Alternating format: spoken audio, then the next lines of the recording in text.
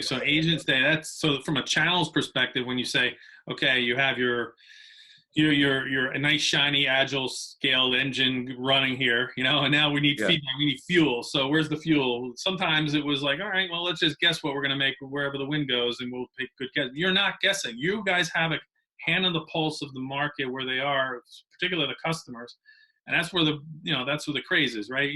Focus on the customer. You have, not only do you have a UX team talking to this go-to guy that's the venue through the agents, but you also have an agent day. I love that. So it's basically a show, tell, and then tell. So you show and tell, and then they tell you. Is that what I Yeah. mean?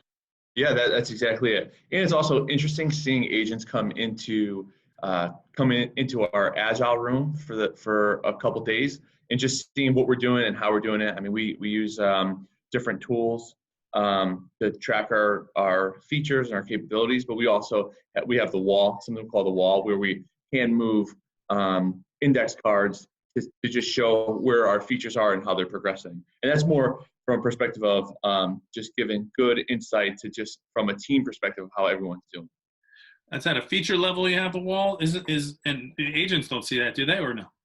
They do when they come in for agent day.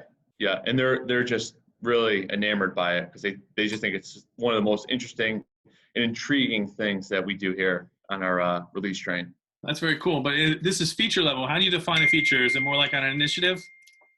Yeah, it's actually features we haven't broken. It's basic work from a large level of what we want to deliver in a program increment. Okay.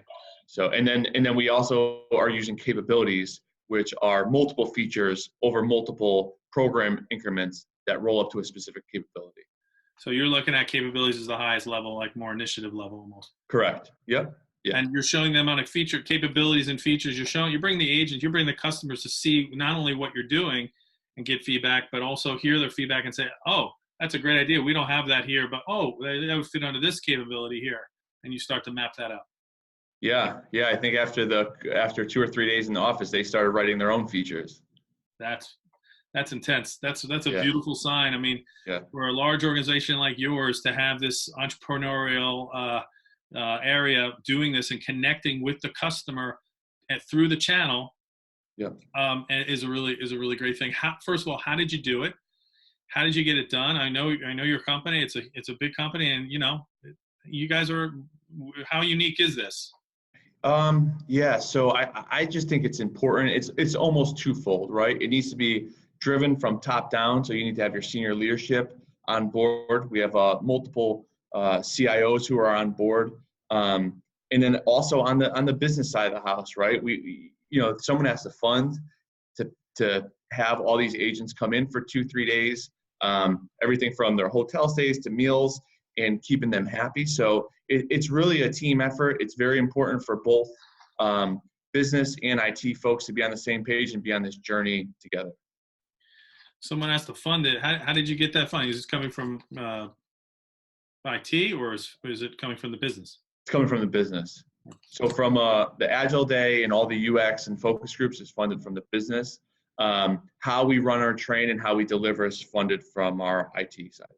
And what's in it for you? And in your view, what's in it for the business to fund this, to go through this effort? I have my perspectives, but I want to hear what your perspective is. Why is it such a no-brainer for them? Yeah, I mean, it's very interesting because from an insurance perspective, you these days you have to be at the forefront because you're not only competing against other insurance companies in the industry, but you're competing against your Amazons, your Facebooks, your Google. Everybody wants, like, if I had $1 for every time an agent told me they wanted a search that's Google-like, that would solve all their problems, I wouldn't be sitting here right now.